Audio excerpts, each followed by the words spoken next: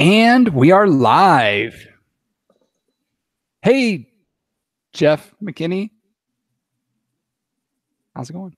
All right. We are getting ready to start the show here. I think we have everything in place to do, and that should do it. All right, here we go. I'm sorry. One quick thing, Jeff. Yes, yes. Is we like drinking.com/show? It's not up. Okay. Not, So it's, and so should I just not worry about it? I don't even worry about it. Okay. That contest thingamajigger. My favorite phrase ever. Majigger. I love it. We kind of need to announce that, don't we? What are we giving away? It's a long show last week. Well-oiled machine. The audiobooks of Corkscrew. Yes. So I was thinking they take to Twitter, since it's kind of a Twitter episode, and they at us and the author, which I should probably figure out what it is, and say, read me a wine time story or something like that. Hashtag corkscrew. Read me a corkscrew story. Well, that could be asking for trouble. Tell me about, I don't know, what do you guys tell me about Felix? Tell me a story about Felix. Who's my daddy? Jeez. He's got a really weird one, right? Yeah, Ponce Duvin. I don't know. Thoughts? Make it easier. Make it even easier than that. Yeah, whether the other guy gets tagged or not, like you can mention his handle or whatever. Like I wouldn't worry about that. Just pick a hashtag. We like drinking corkscrews. But tell us about your bedtime story. Hashtag bedtime stories. Let me see what that does. God damn it.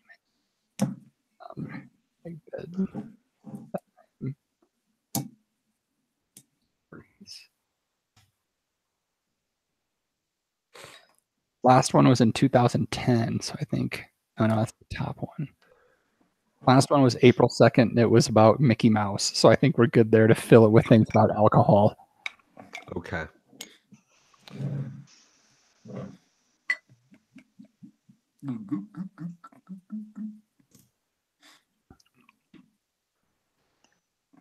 All right. So, other Jeff, that's some interesting hair you're rocking today, by the way. Thank you. This is every day. The problem is I washed it recently, so like it lost all of its luster, and now it's just fluff. Yeah. Never wash your hair, folks. That's what I say. All right. So I think what we'll do that. Yeah, that's why I got mine cut today, so I don't have to worry about washing it anymore. Oh, there you go. All that hair. Just get rid of it. That's what my brother used to do for the summer. He's like, shave the hair, don't have to wash it. Yeah. So he was buzz cut kid for the summer. I wanted a buzz cut when I was very young until I got one, and then I was like, I don't want to have a buzz cut anymore. I had to wait for it all to grow back, and I have a very square head, and it was just really awkward. Once it came back, I was like, I never wanted to get a haircut ever again. And so I normally don't get haircuts. AKA Grizzly Adams. I'm feeling out of the loop. Everyone's got beards. I got rid of mine just for tonight. Sorry we're taking so long. Usually I'm better prepared than this. Cool. That's right. I'm eating popcorn and drinking wine. Keep going. We're good. Okay. All right. Corkscrew bites. WLD 116. Okay.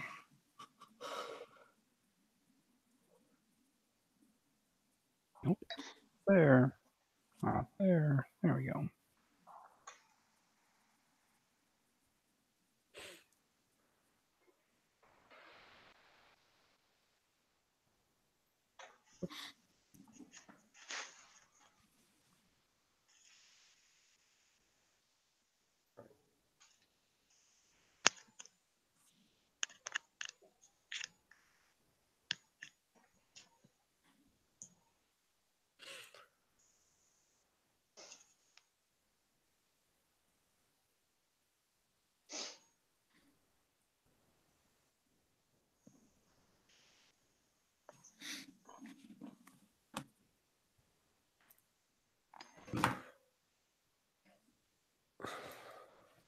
You gonna make it, other Jeff?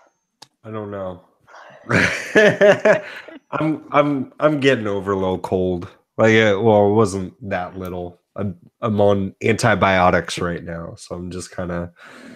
I'm not myself, guys. My skin cracks in the sunlight right now. It's rough.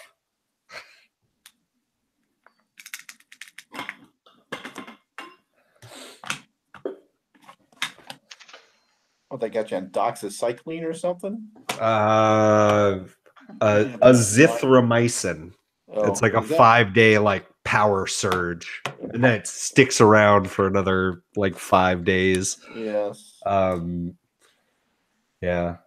And Bennett's got pink eye, and Parker's got a constant runny nose. Well, they're under the age of 5, right? Yeah. That's standard. Yeah. And Kara is just, she's tired because she's doing all the work because I'm just laid out.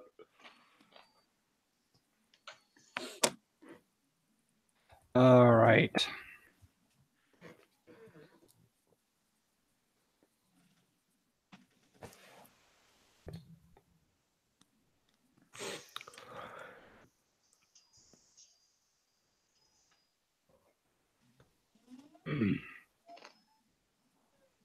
So they should tweet us with what to go along with the hashtag.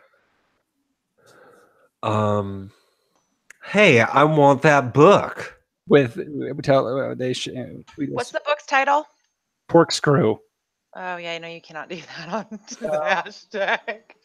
What you and include. No, I don't know. Hold on. Give us a picture of what you drinking and include the hashtag. All right, so what's the hashtag? Bedtime stories, drink with Felix, tell me a story. What do you think? Drink with Felix. Right. And we'll, you know what? We will announce the winners next week. We're just going to do one week. Yeah. Oh.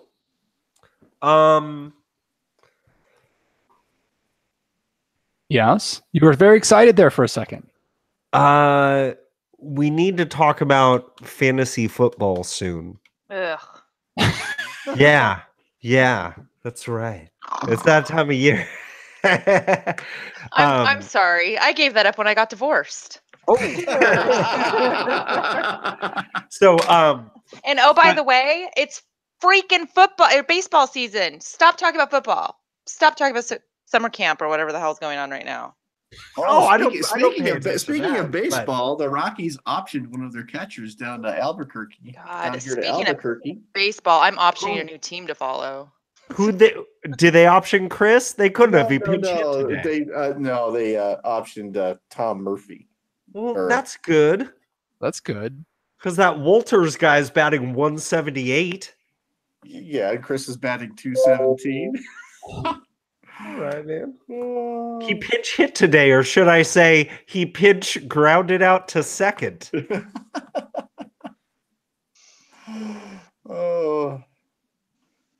Meanwhile, in Seattle, the coolest thing going on at Safeco this year is the Pearl Jam's playing a concert there. Seriously, we are 8 games back. The Elephants are beating us by, God, this sucks. The Elephants. The A's are killing it. They're The A's are like that team where you're like, no one cares. They all suck. And all of a sudden it's like, how the hell did you get behind the Astros? Yeah. You mean the Philadelphia? I mean Kansas City? I mean Oakland A's? Yeah. You know, John, they've been in Oakland for a really long time. I think I know. They were. I think. Yeah, they were in Philadelphia and Kansas City. That's right. I think they moved to Kansas City before I was born. Okay. Okay. All right. Reggie Jackson did start his career with the Kansas City A's. I think I'm finally that became the Oakland A's. Anyway. See what happens, Jeff? See what happens? Right? See when you're not prepared, everybody starts talking baseball. Which is better than football. So anyways, we should do the league again, right? We'll announce something next week. Yeah, let's We'll talk about it later because obviously, you know. Yeah, because the show got really heavy all of a sudden. Stop being so serious, guys. Damn. Okay. And that. All right, here we finally go. You sure about that? No, not really. Okay. Hi, this is Chris Iannetta with Jack Winery and the Colorado Rockies. And this is the We Like Drinking podcast, and you're never drinking alone. At the sound of the tone, the official We Like Drinking time will be 5 o'clock. Commence consumption.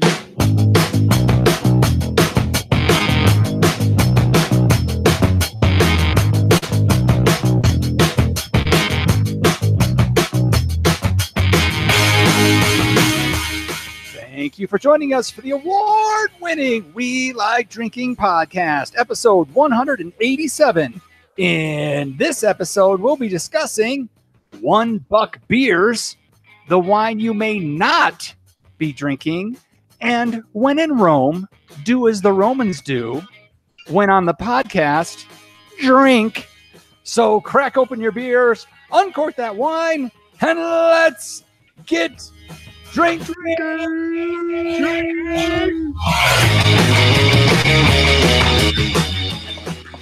All right, listeners.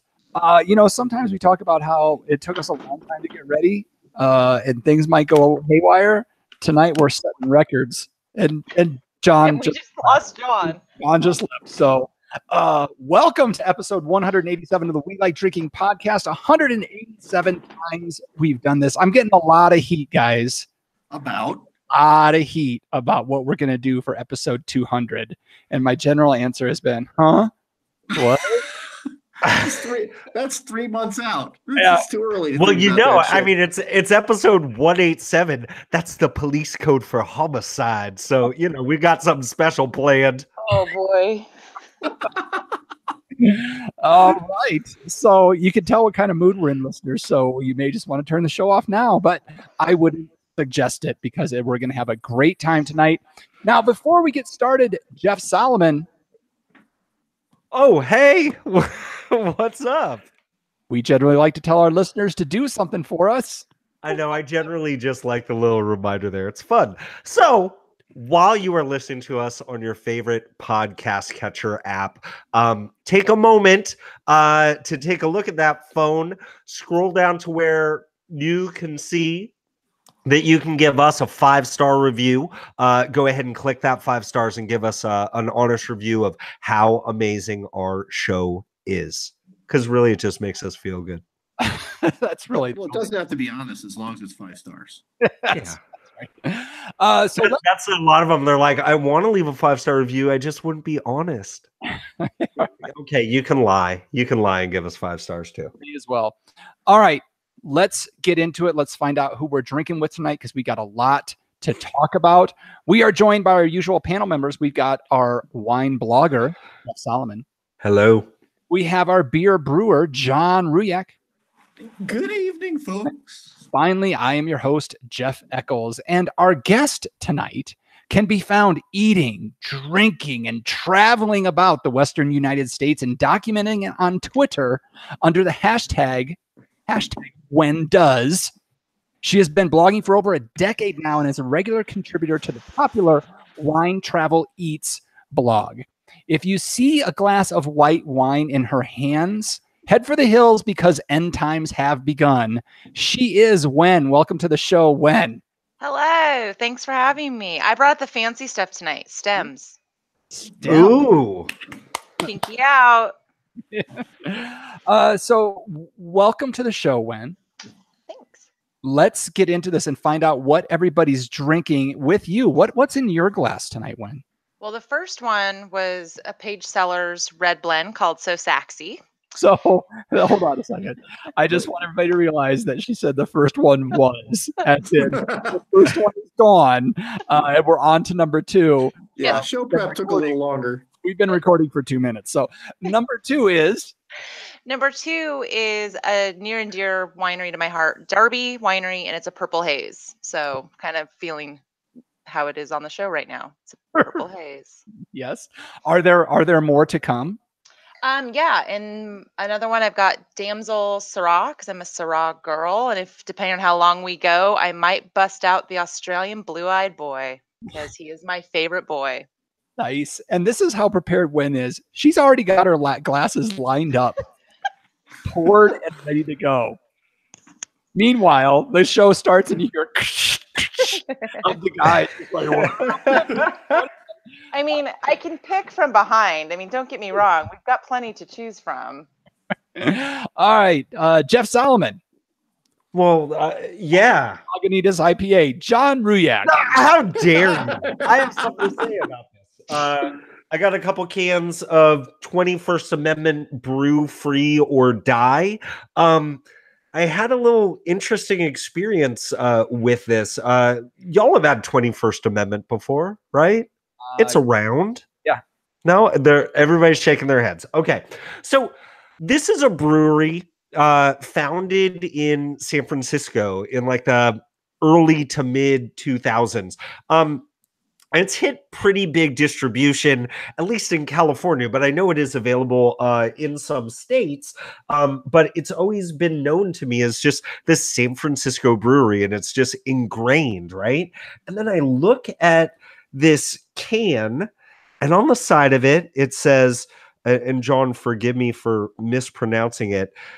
Is it pronounced Utica, New York? Utica. This was brewed and canned in Utica, New York by 21st Amendment.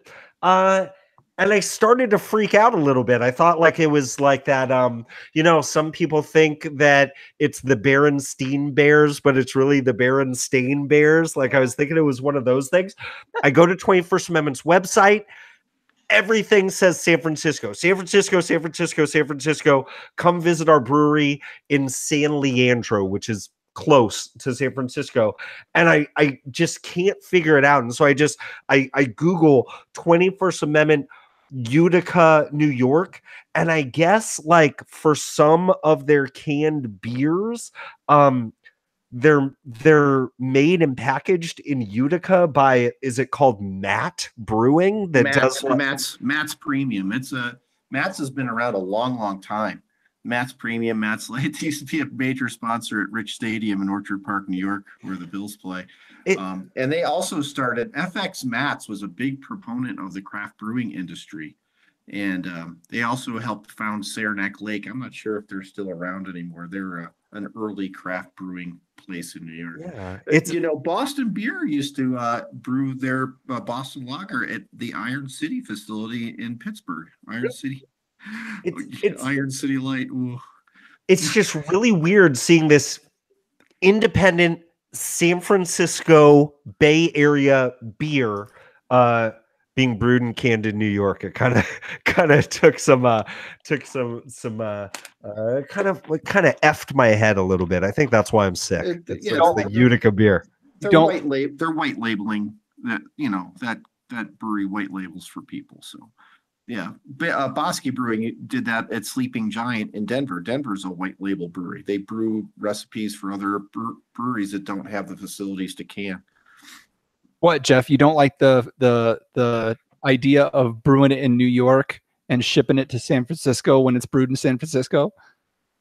Yeah.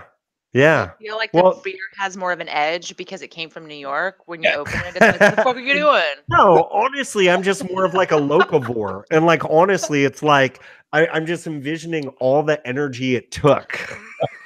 Like I'm like, it did they didn't open saying sunshine and roses, kumbaya. Hug a yeah, tree. basically. You open the beer and it says, "What the fuck are you looking at?" Well, you got a What are problem? you doing? Close this can. All right, John Is that Ruyak. funny to you? Anyways, Oh, but the before- beer's be- very nice. Too. Before I tell you what I'm drinking, Friday is Martin's birthday. Oh, yeah, Martin Martin Redmond. Or Martin Yeah. Redmond. So is Martin a Patreon? I don't know. So for the people, the Patreons who get the show a day early, you'll still have time to send him cupcakes or small unmarked bills and get there in time. Happy birthday, Martin. Happy birthday, Martin. Open some bubbly. You know, if it's Friday, he's open bubble. I mean, that's Pretty much. Birthday or no, he's living large. open something nice. Oh wait, he always does that as well. Send us all some nice champagne for your birthday, Martin. That's what we want you to do. I brought home a squealer of the New Zealand double IPA. And so, John Riak, I'm drinking a Pikes Peak Elephant Rock IPA, but I want you to look at this can. I don't know if you can see this. There is sweat on my can, John Riak. Because it's humid in 'Cause- Colorado Springs. Did your AC blow out? What happened? Oh, it's humid in Colorado. It's humid in Albuquerque. West. Yeah, I don't know what the hell's happening here. The monsoon actually worked this summer. It's freaking me out, man. Wait a minute. Show me the can. Show me the can. Oh my God! It was brewed in Colorado Springs. Yeah, well, you know, but I'm looking. I don't see any dents from baseball size hail on your can. No, He wasn't at the zoo. I wasn't there. He wouldn't go all the way to Denver. That poor duck and vulture that got killed. That's just a shame. And now add a meerkat and the the bird with all the feathers behind it. It's called a peacock. Peacock. You know what's crazy is if not for the zoo, those birds would have been in their natural habitats way far away from that shit. Yeah. The crazy thing about that zoo is Think about that one. It's Is a the cool peacocks- zoo, though. the peacocks free roam. Like they're not. That's pretty much the case in a lot of zoos. Oh, okay. Oh, there you go. That's a cool zoo, though. I've actually been there. It is a cool zoo. It's a really nice zoo. And that just sucked. And a lot of people ended up in the hospital. A lot of people had stitches in their head from it. But so yeah, way to bring it down. Okay. Way to I'm go, just guys. saying this. I don't know how legitimate a Colorado Spring deer that is if it doesn't have a big baseball size Right. dent in it from the That hail. was some wicked stuff, man. All right. Well, let's move on. Oh, here we go. When it's exciting times. It's time to test your knowledge with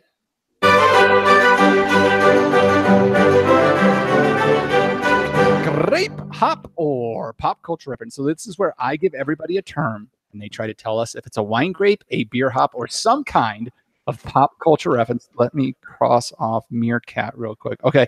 The term is whitbread.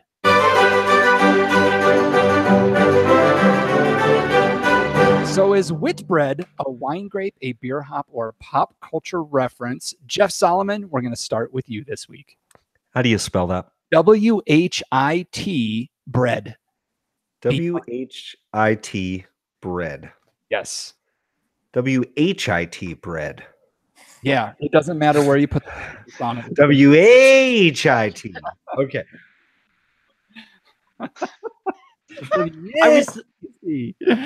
I was thinking about.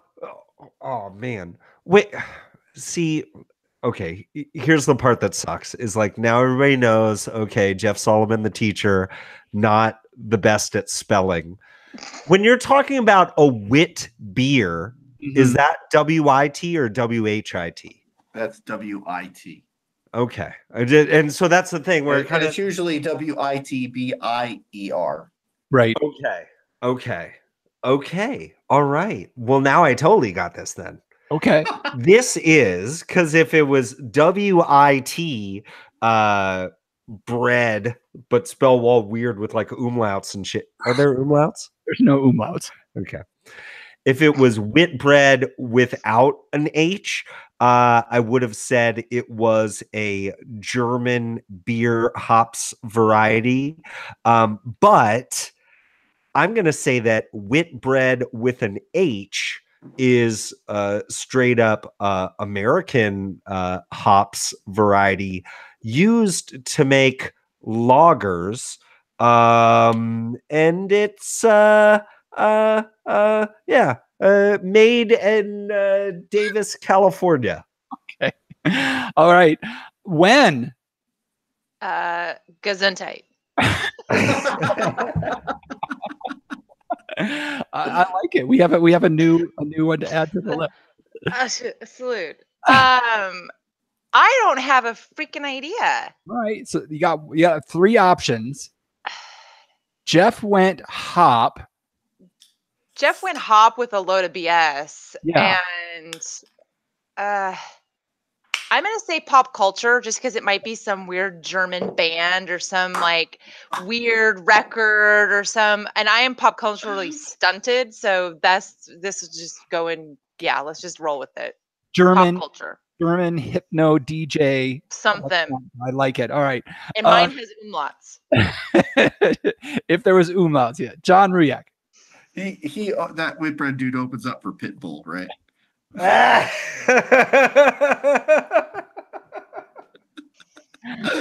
Oh man, John wins. Okay, it doesn't even matter what the real answer is. Right. Oh well, Whitbread is a beer label, and it's also a yeast strain. So I'm gonna go that it's a beer hop, but it's English. Okay. All right. Well done, everybody. The term Whitbread is in fact a beer hop. Now let's dial it in a little bit. It's actually Whitbread Goldings. It's a traditional English varietal, first selected as a seedling in 1911. John Ruyak showing off his beer hop knowledge muscles. Well done, sir. Nice job. Okay, Miss Wen. Yep. Twitter gold. When does Wine Travel Eats? My goodness, you are a busy creature there. So before we get too far into it, just do it for me. How did they get you on the Twitters? At GRNLAKEGIRL. Gurn Lake Girl at Gurn Yes. Lake Girl. Okay. Yes. Is there a story behind that name that you can tell us about? Yeah. So, let's see. Long time ago, or last year when I graduated college and got my first job, I went to school up in Bellingham in Washington, so pretty much damn near Canada. And I got a job in Seattle at an ad agency, and I wanted to not have a commute. I know myself well enough to know that I would be in jail for a felony if I have to commute with idiots all day long. So I pay a premium to live kind of somewhat close to work and kind of somewhat close to where I don't have to deal with a bunch of traffic. Not because I can't drive in it, it's just because other people can't and I get really annoyed. I've driven. Yeah. It's so Horrible. anyway, I ended up, there's a lake in Seattle called Green Lake, and in an effort to blow off traffic, because I was living with my parents for the first few months to save up money. When you get out of college, way back in the day, I got paid peanuts, and didn't know where I wanted to live. So I wanted to kind of see the route, kind of get settled with the job, figure out where my people were hanging out before I got an apartment. And Green Lake is a 2.8 mile lake in Seattle that has a paved path and then a 3.2, we'll just call it a rustic path around the lake. And I did 2 laps after work and then drove home and got home at relatively the same time as I would have if I had left after work. And I felt a lot better. It then spawned into me doing it on the weekends when I got my local house. And I've been known to drive 15 to 20 minutes to get to it from various places that I've lived. It's kind of it centers me. I enjoy it. It sparked one summer morning, I decided to do 3 laps, which was almost 9 miles. I enjoyed it and went, how hard can a half marathon be? It can't be that hard. And now 40 half marathons and a full marathon later, I have Green Lake to thank for it. So I'm Green Lake girl. That's where it came from. 40 half marathons and 1 full marathon. How many beer miles have you done? I don't know what beer miles are, but there are wine runs. So I've done Napa, Oregon, Virginia, and they have wineries that you run through the wineries, which is beautiful and stunning. Nice. And then at the end, you get a glass and a finisher medal, and you just get to go get pours of wine. Oh, nice. That's awesome. But you're not running anymore, so that hardly seems. I am not running anymore. You are correct, John. I threw up my spikes, kind of, sort of. For doing half marathons. So I did 40 by 40, and that was my last race, was my favorite race, which is the Oregon Wine Country Race. The good news about that is it's over Labor Day weekend, and they do a half of a half race. So I will be doing that this Labor Day with a friend of mine who lives in Oregon. I'll do half, she'll do half, and then her sister's going to join us, and all 3 of us are going to drink at the finish line. Nice. Wow. Yeah. Let me ask real quick. I'm sorry. I'm the only one that's even close to as good of a runner as Wen is here. Oh, runner. The Napa one that you did, was that the Napa to Sonoma that goes along the Carneros Highway? Yep. All right. In July. Yep. And that one sells out super quick. Yes. And that one, it's funny you bring that up, but that one I've done 3 times. 2 or 3. I'm looking at my wall right now. I think it's 2 or 3. And I do it in support of Team Challenge with Crohn's and colitis. Okay. My little brother, I say little brother, they're all taller than me, but they're little in my heart. He was diagnosed with Crohn's when he was 7 and had his colon removed at the ripe age of 13. If you thought that junior high sucked for you, try having a colostomy bag. So I do wine runs for him, and I've had really fun parties where I charge an entry fee at the door and people get to drink my wine stash. I bust it all out and just start popping corks, to get my friends to give up their cash for, Crohn's and colitis. So that's a near and dear, fundraising effort to my heart. So, I do other things with Crohn's and colitis now that I'm not doing Team Challenge, but, that race, it is absolutely hard to get into, and I do the Team Challenge to get in. Well, that's a doubly awesome reason to raise money for an awesome charity. My sister has Crohn's disease. Can you believe it? Hi, Laura. I love you. So, yeah. Oh, that's awesome. That's so great to hear, Wen. That's awesome. So, when you're blogging, you're traveling around the West. Yep. And visiting places. So how far west do you go? Hey, stop. Hold on a second. Okay. You just glitched out, Jeff. Glitched out bad. So give me 1 second here. To make sure everything's there. No, everything here and fine. I guess so. Shit. Yeah, I guess we'll just keep going, but I kind of lost the last part of what you said. I will try and get it from the cloud recording. That's what I'll do. Okay. I just had to think through that in my head for a second. Okay, so John, go ahead with your question. So when you travel around for the blog, so how you travel on the west, so how far west do you go? I hang kind of local in the Pacific Northwest, but my Wen's done Australia, Wen's done Toronto, Wen's done Florida and various places. I grew up in Texas, so there is some Austin and some Dallas that goes up in there. I love Hawaii. So I hang more locally west, but I kind of go wherever I damn well please. When's done Colorado? My next question was how far east do you go? So Toronto. Toronto, New York. Go. I love New York. I've actually, because I'm crazy and I love good restaurants, I flew to New York on a Friday to eat at a restaurant on Saturday and flew home on Sunday.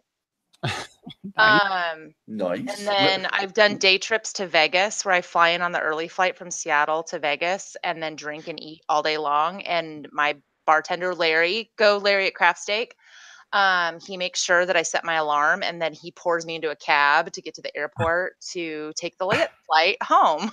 I like it. So what was so compelling in New York that you had to go? Was it pizza?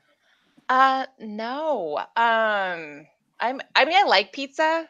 I'm a big pasta and wine fan. I like the Flatiron District. I am a very big fan of a restaurant it's no longer open, unfortunately. It's a Tom Colicchio, called Craft Bar.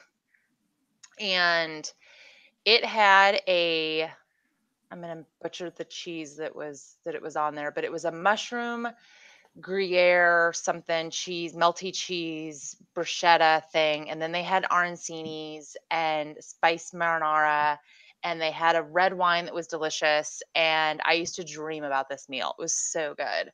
And then also, now that I'm put on the spot, I can picture her face, and it's in Meatpacking District, and I can't think of the name of it. But there are a few restaurants, and New York's fantastic. That's awesome. So with Wine Travel Eats, you're doing some blogging for Amber now. Yep. Hi, Amber. So they've really blown up lately and started at a lot of contributors. What kind of focus do you have for their blog, and how's that going? So Amber and I met on Twitter, 100% Twitter connection. And I had been kind of in this weird funk with the online magazine that I was contributing with and their requirements and kind of things that I was able to do versus what they wanted me to do. And Amber was like, you've got this interesting following on Twitter. You're not on Instagram. You don't have a Facebook. She's like, this is super bizarre. She's like, but you write the way people want to read about stuff, whether it's you love it, hate it. It's different places in the Pacific Northwest. It's different things I've done. I'm currently working on an article about For the Love of Baseball and Wine. And so just random things. And Amber's and team are awesome. They let me kind of just throw ideas at them. She's an awesome editor and gives me great tips and tricks. Her photos are off the hook. I've learned so much from her just on photos alone. Yeah. All my photos are taken from my HTC phone, and that's not a plug. I buy my phones. I'm a loyalist. I worked with cell phones for years in my past life. And I love the HTC cameras, and I don't know how to use a real camera. Amber, on the other hand, it uses both and does an amazing job with both cameras. And so I've just kind of started throwing some of my articles her way, and she's been gracious enough to post a few of them. Walla Walla is up tagged on my Twitter profile right now. I did that earlier this year, as well as in Oregon.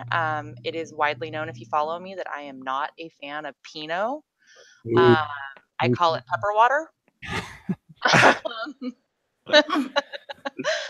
I enjoy a 777 clone, but for the most part, I am a Shiraz, blend, Petite Syrah, Cabernet kind of red wine drinker. And Lynn's very, very laid back and shy about her feelings and what she thinks about subjects. She's not upfront about it at all, ever. No. So I know the answer to this is probably, given the way the Mariners are playing, 3. But how many innings does a bottle of Syrah generally last? Well, I can't tell you because of a Mariner game, because normally I get so mad I shouldn't have wine in my hand nor be drinking it. So here's one thing about me in baseball. I grew up, we moved a lot when I was a kid. And so I grew up watching Texas Ranger games from behind the dugout. Like I remember my feet being on the dugout in the old Arlington Stadium. You poor kid. Watching the Rangers back then when they sucked. But I got to watch Nolan Ryan pitch. Well, I got to there were some names. Were you there for the Atomic Noogie? No, but that was epic. Yeah, that old man showed who's king of the mound. That was phenomenal. But so I love good games. I don't really care who's playing. I just love good games and would probably be better suited living in a city that didn't have a baseball team because I just get so pissed at this baseball. So this year, thanks for opening this up. Jeff's like, shit. So I don't understand how the Mariners haven't been sold or whatever. I'm going to get all sorts of ads and people are going to start hating me on Twitter. I don't care. This team has done nothing for us. They are like a bad boyfriend. They will like destroy you on a weekly basis. And then when they get busted cheating on you, they're like, no, baby, I'll be good. I'll be good. Watch. And then they play some really good baseball and everyone gets super excited. And then when you're not looking, they start just shitting the bed again. For example, this year, prior to the All-Star break, everybody in town was like, oh my God, this is the year. Yes. I'm like, you guys, seriously? Our back half sucks. Like All-Star break happens and the wheels fall off. People prior to All-Star break are cutting ticker tape. Like they're making the parade route. Like people are so excited in Seattle. And I'm dying because a year ago, their manager was recorded on a radio show going, we'll bring baseball back you guys can be proud of. So whenever you see a hashtag make me proud, it's because they're not.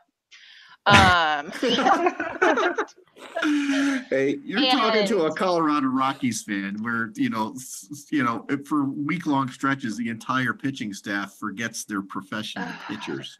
Well, and to that tune, I mean, I love a good game. So to answer your actual question, which was how long does a bottle of Syrah last? When the Cubs were in the World Series and that postseason was going on, I was going through about a bottle and change watching those games because it was going into extra innings. My friends and I, because her husband grew up in Chicago, he was a Cubbies fan for life. And we were doing like picture stills, like, where are you at now? Like on the couch. And like, it was super fun. And I told him, I was like, my liver can't handle this. Like I was staying up late.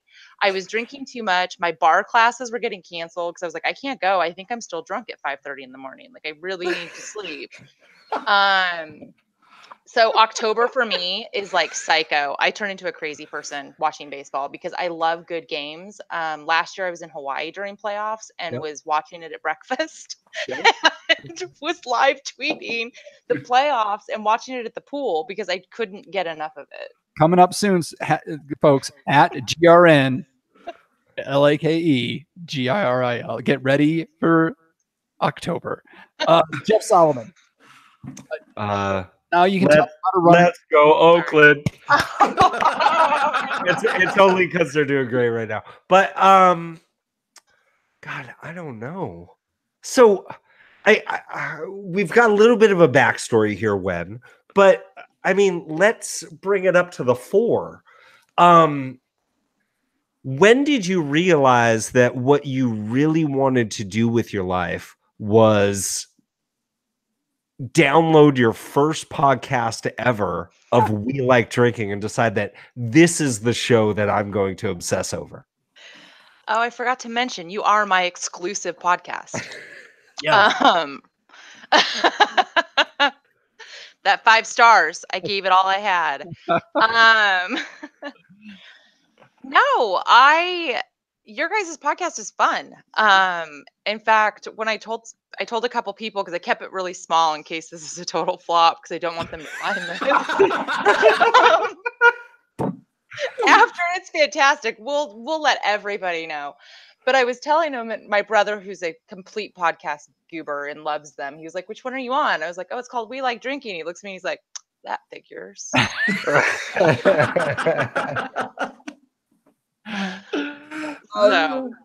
So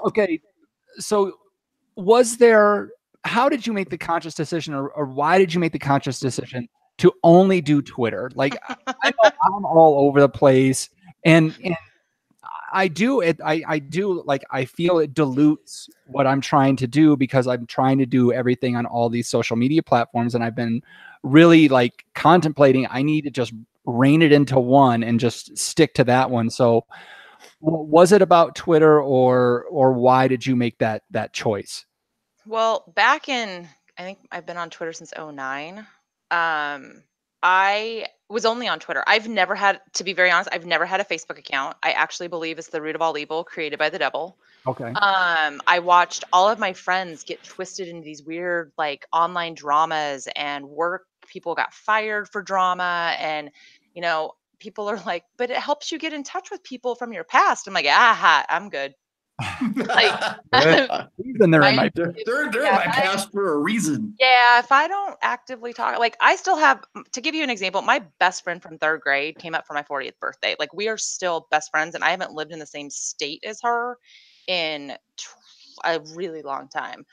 But I've got those connections. I don't need Facebook to help me with that.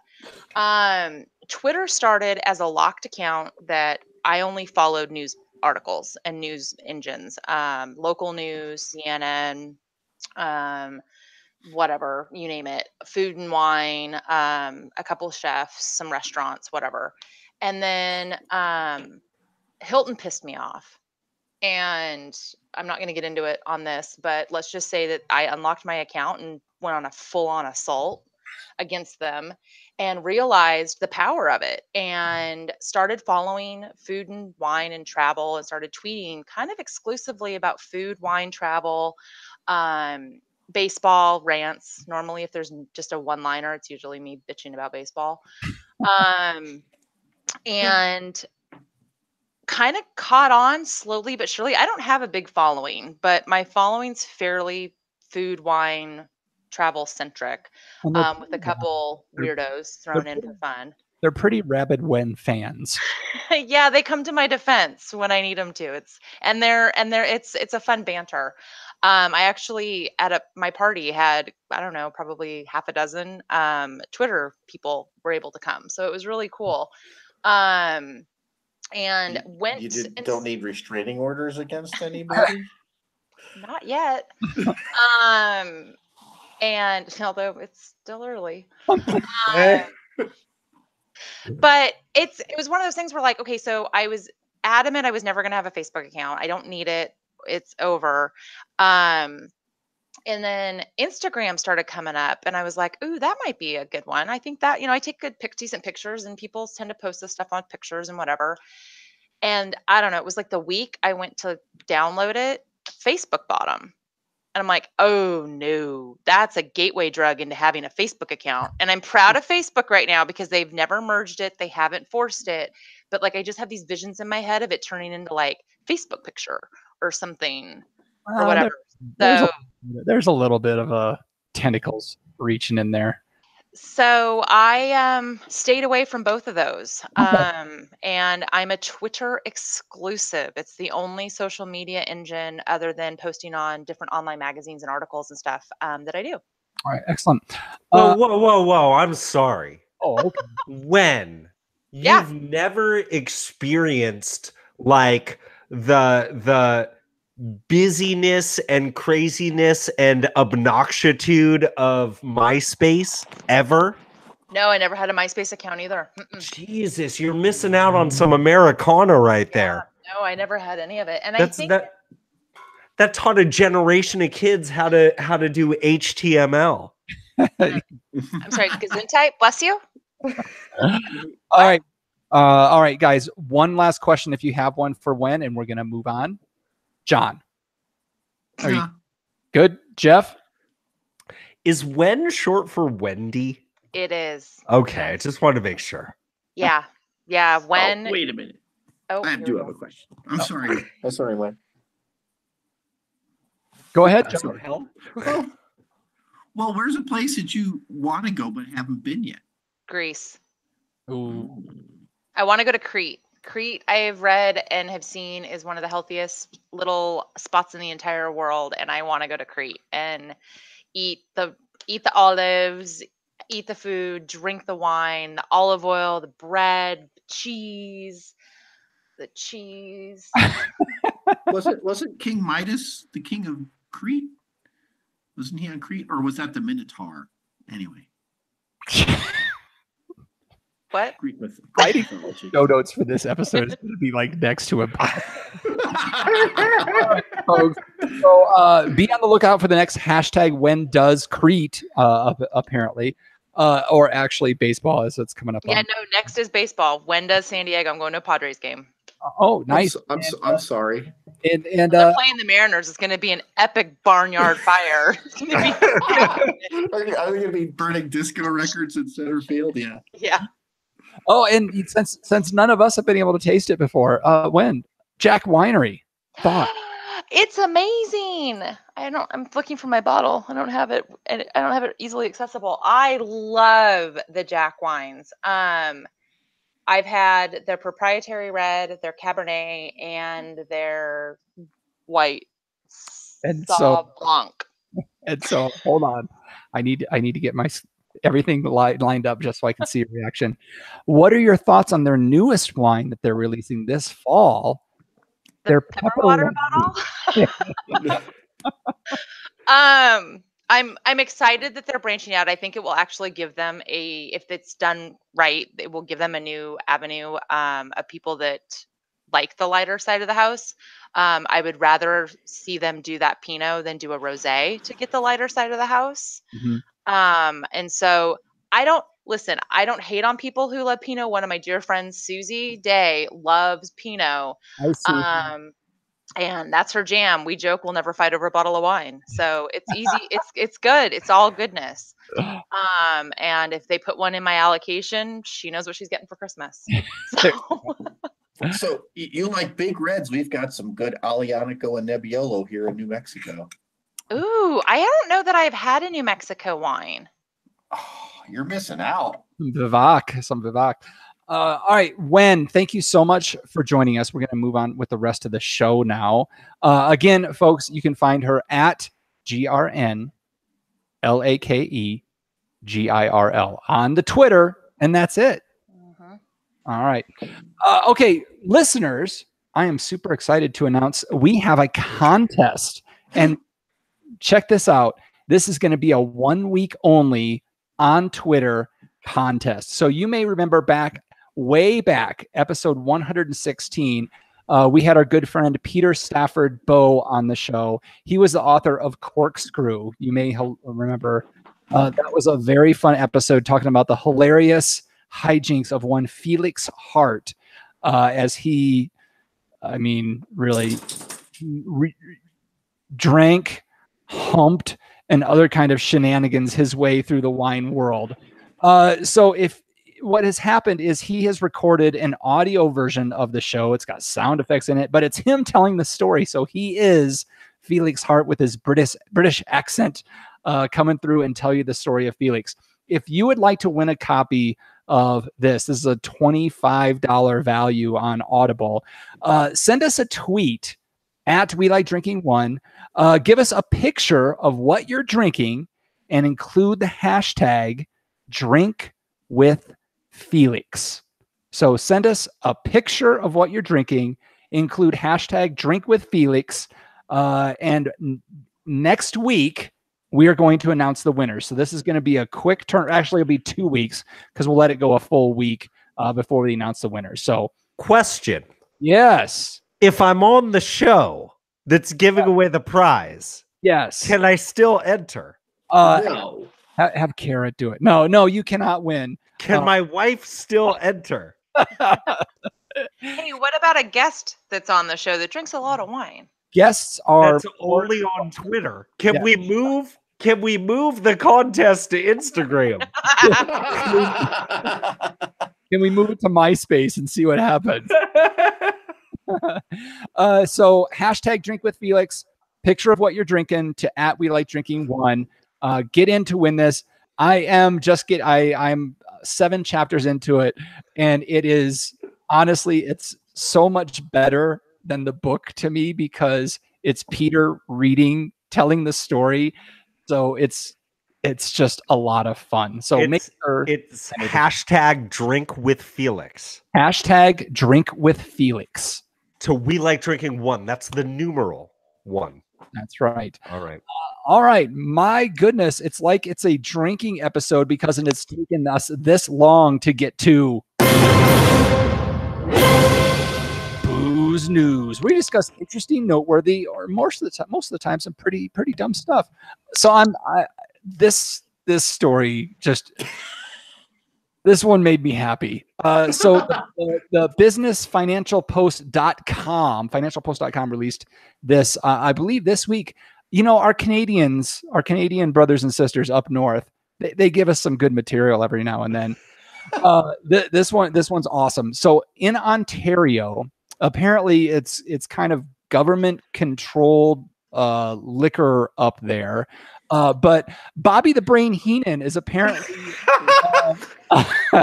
a premier up there, and he is looking to entice brewers to lower the price of a bottle of beer or a can of beer to $1 from $1.25 by Labor Day weekend.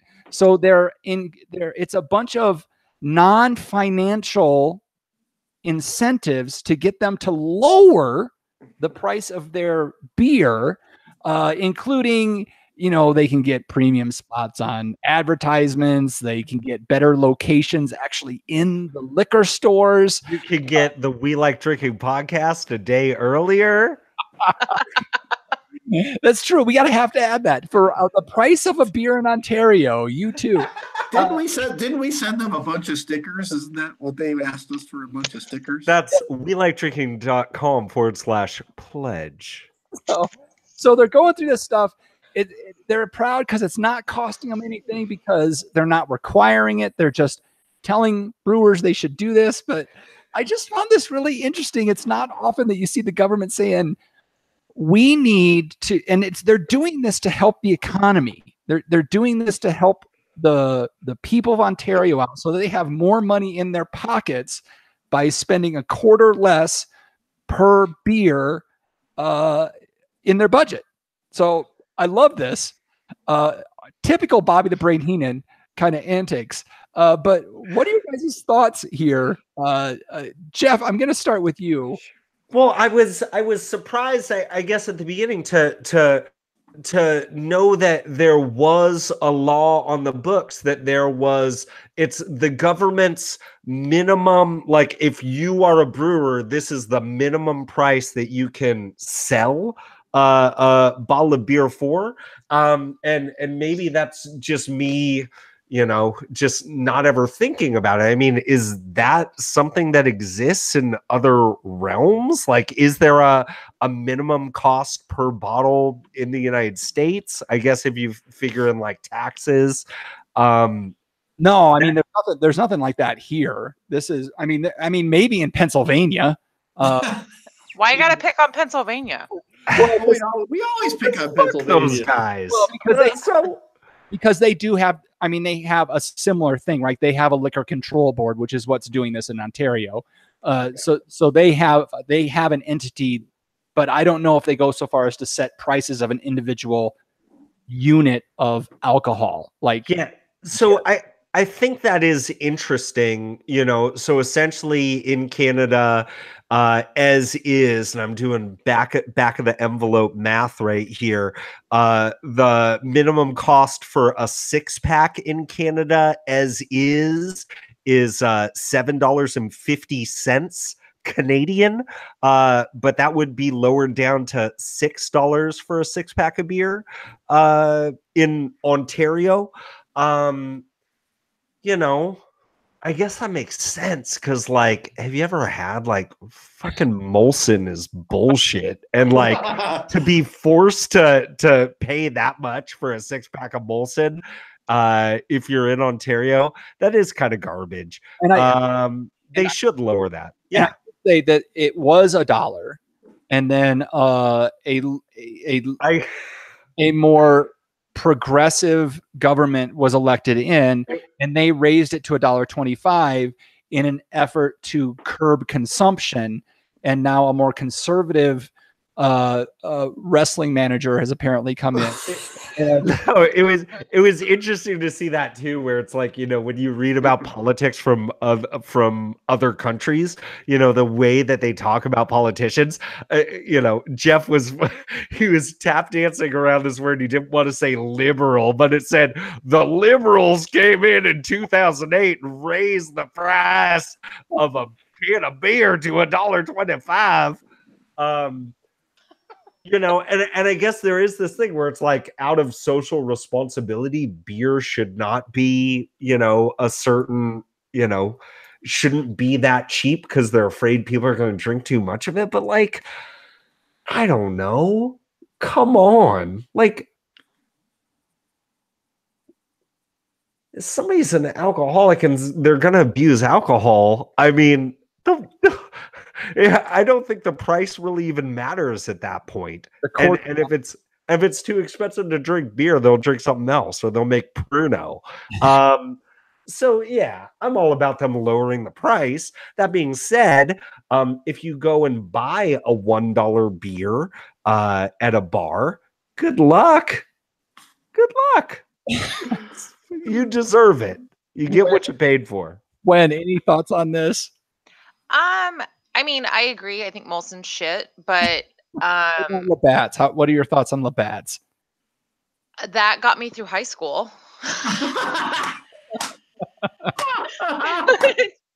It did. Listen, Labatt's got me through high school and a few games of poker. Like, I wasn't a 40s girl. I was a Labatt's girl. I mean, I can see why having a minimum would be a good thing for producing. So if I guess, but at the end of the day, it's like tax everything. Like in the States, we tax everything. So right. In Seattle, we have a soda tax. It's supposed to discourage people from drinking sugar drinks. Mm-hmm. It's not. People are just bitching that they have to pay more for it. I don't think all beer in Canada is crap. But I'm surprised they're not taxing it to try to get government gain for them. So yeah. I'm proud of them for looking after the consumer and or the breweries and not themselves. How very Canadian polite of them. Because it's not a mandate. It's, if you'd like to, we'll give you a better spot. I think it's weird. I know it is. It's like, it's weird. There's a minimum price. Oh, okay. John, what do you think? So what could go wrong here? First of all, the Ontario Premier is Doug Ford, who is the brother of the former mayor of Toronto, who had a severe cocaine problem. And was still elected. Yeah, reelected. Yeah. So, it's like, let's make gas 75 cents a gallon, and people start driving all over the place, right? Not that Canadians need another reason to drink. I mean, it is cold up there, and their teams haven't won a Stanley Cup in 30 some odd years. Ooh, you're getting personal. Yeah, well, I am, aren't I? Obviously, they don't understand the economics of beer, and there are a lot of craft breweries in Ontario. I met a lot of those people when I was brewing down in Costa Rica, that they would just, hey, I'm a brewer in Ontario. And I met 15 or 20 people that operated breweries in Ontario. But craft breweries can't bottle a beer for $1. This is only going to benefit Labatt's, Molson, and Moosehead. Mm-hmm. Let's buy some light struck beer for $1. Yeah, it's in a green bottle. Must taste great. Oh. Extra fermented and stinky. Yeah. Extra. Buy some, let's give some extra advertising space to Molson or Labatt's. Yeah, because they need it. Yep, and that's the biggest point about this is that is the only people it could possibly benefit, and so this is in their race to help the consumer. The big debate is, will this increase consumption? And I mean, I don't think it will. Is that $2? Is that $3 really gonna, or no, $2? No, $1.50 really gonna shape change anything. I don't think it will, but who knows? Yeah, let's force all the Canadian winemakers to sell a bottle for $4. Let's do that. Let's get some wine for $4. Because I know Wen wants to drink some of that good Ontario juice. The wine in Canada gets a really bad rap. I did find a couple of them. One is an Okanagan wine that I like, so on the other side, but they're really competitive with Okanagan or Central Otago. Ah. I don't Gesundheit. That's That's a really old We Like Drinking inside joke. you know how we like the inside baseball here. All right. Yeah. So good stuff, guys. So if you're in Ontario, and yes, I kept saying Bobby the Brahina, but you got to go look at this article because he looks half our listeners are probably like, who are you even talking about? He looks like the bastard child of who's the guy in Hockey Night in Canada? Oh God. Nobody knows. Don Nobody Cherry. He watches looks like hockey the bastard. except for you two. He looks like the bastard child of Don Cherry and who's the wrestling dude?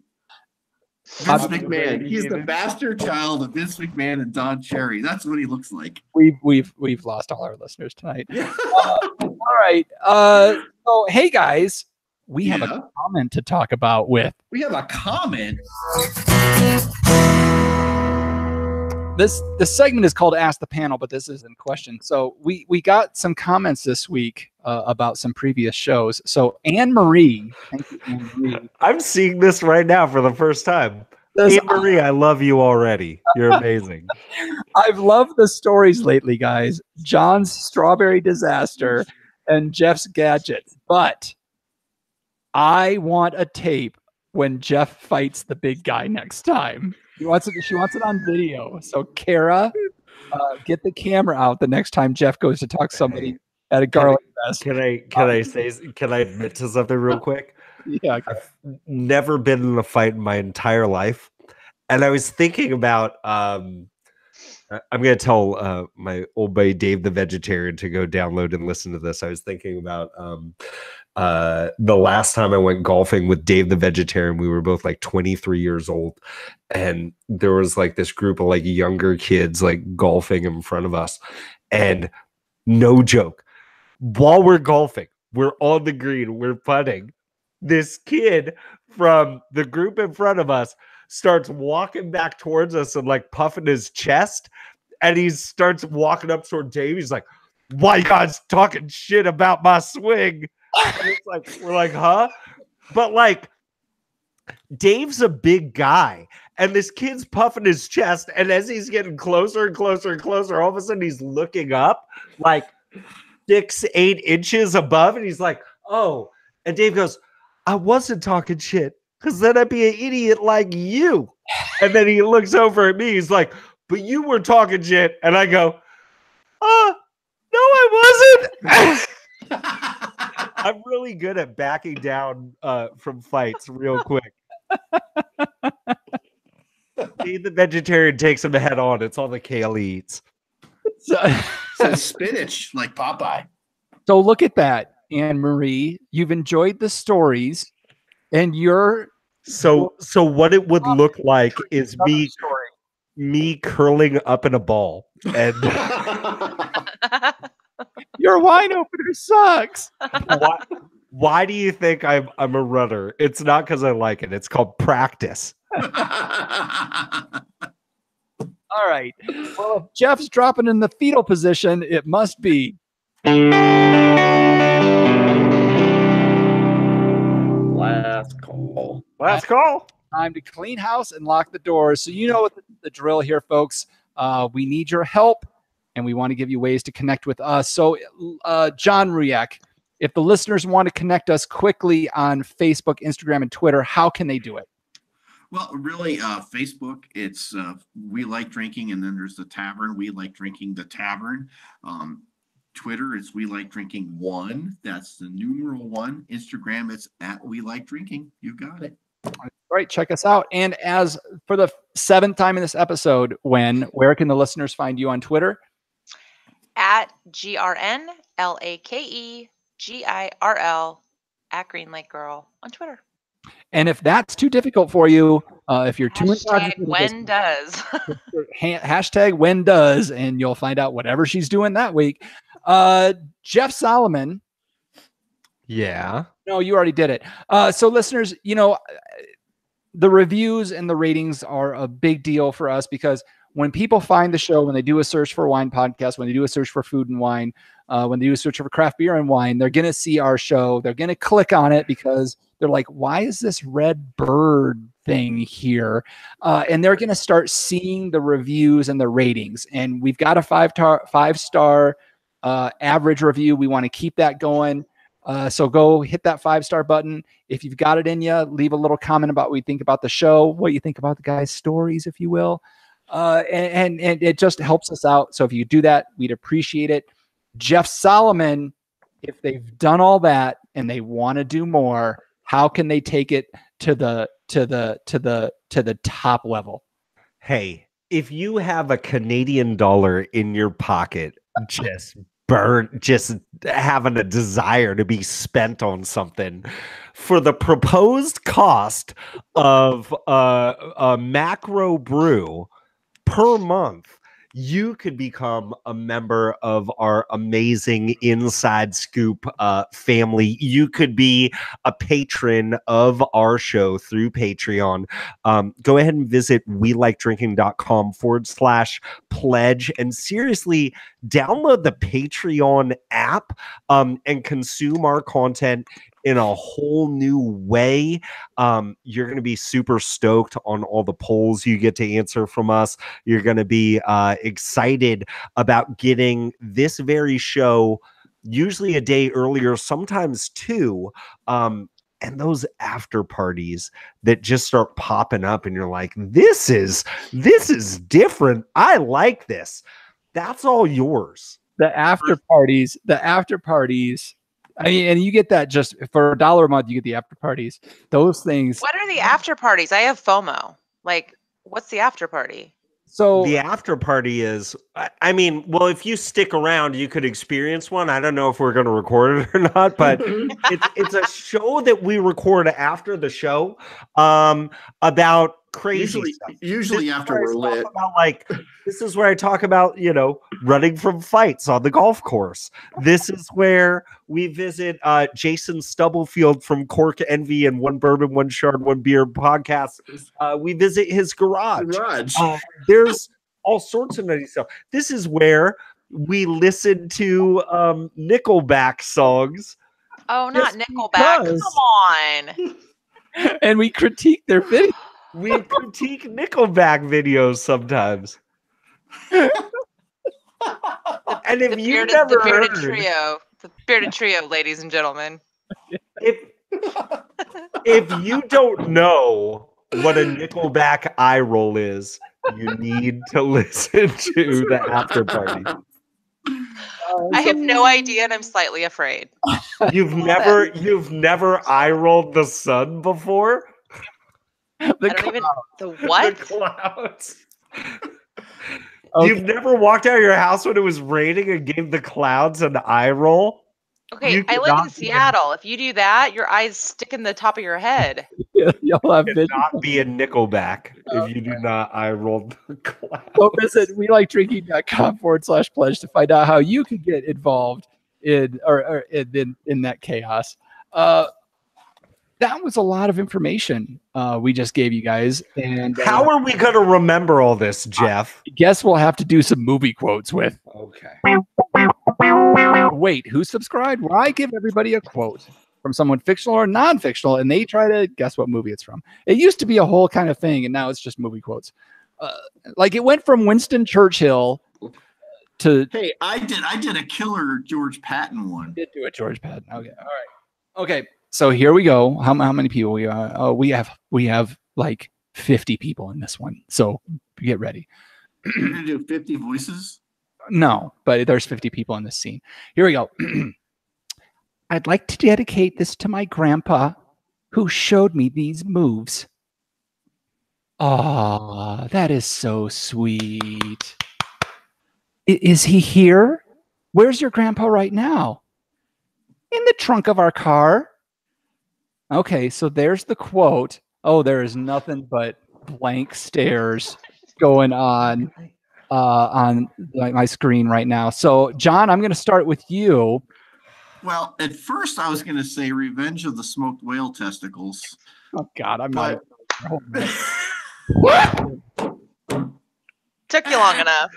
yeah, I know. But I'm going to say Sleepless in Seattle. Sleepless in Seattle. Okay, you're not even listening to what I'm saying. You're just assuming. Well, I'm just assuming. Okay, you had that decided an hour before the show. All right. Pretty much. Okay. When? Any idea what movie that might be from? Okay, it's not from Sleepless in Seattle. No, it is not. No, it is not. But thank you, John, for that. No, as I referenced earlier, me and pop culture, we don't really get along. So I'm going to pass. Okay, pass. Hard pass. Good. All right, Jeff Solomon. Okay. So I feel like I know what that is, but before I get into that, I had this I wish for episode 187 that you would have. Wen's drinking some Pinot Noir. Oh, hell no, I'm not. For Face you just got. Oh man. For episode 187, I had this dream that you were gonna do that movie from, it must have been 1998. 187 starring Samuel L. Jackson.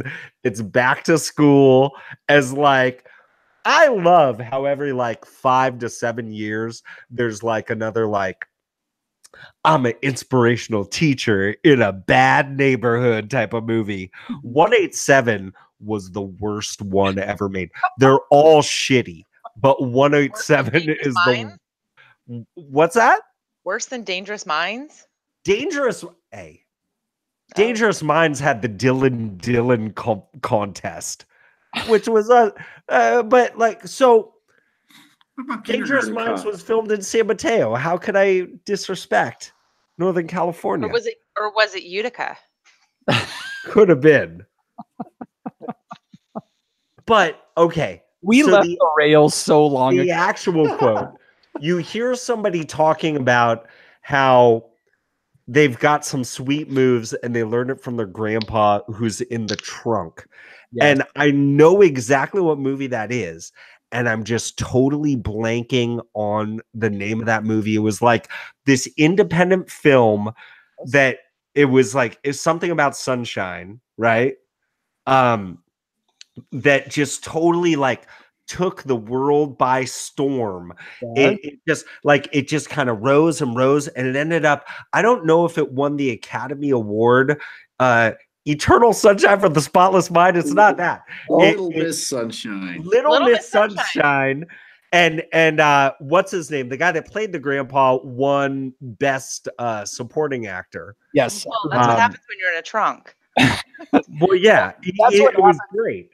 He was all coked up. It's what happens when you're an old guy and every other word is an F-bomb in your script. The voters like that kind of stuff.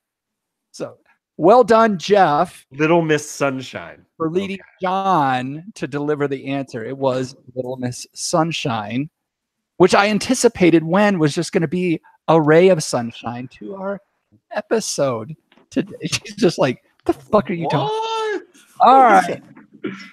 Moving on. You can also find the notes for this episode with all the links to the stories or mentions we had at welikedrinking.com/podcast. When what wine did you make it to?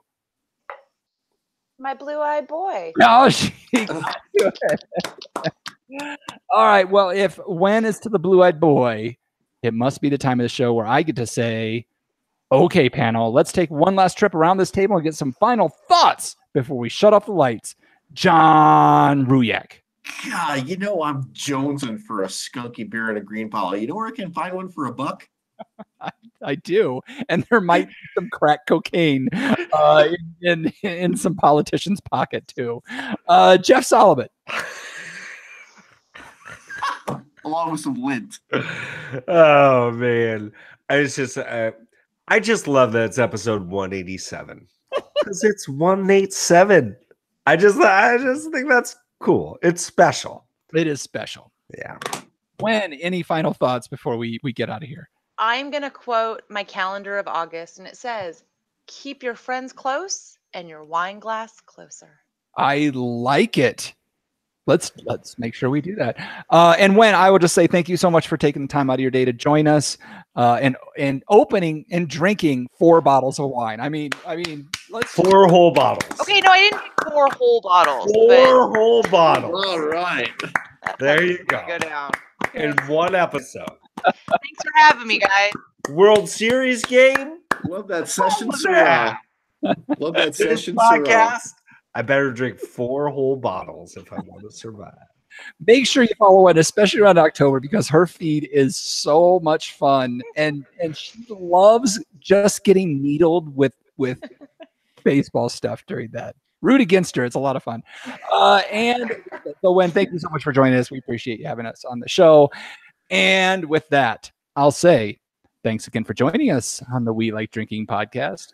Where you'll never drink alone.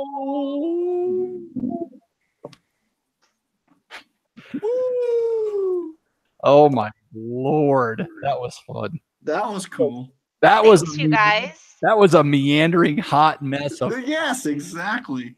Dude, you knew it was going to be derailed the second you had me. Absolutely, we were anticipating that. So let me stop.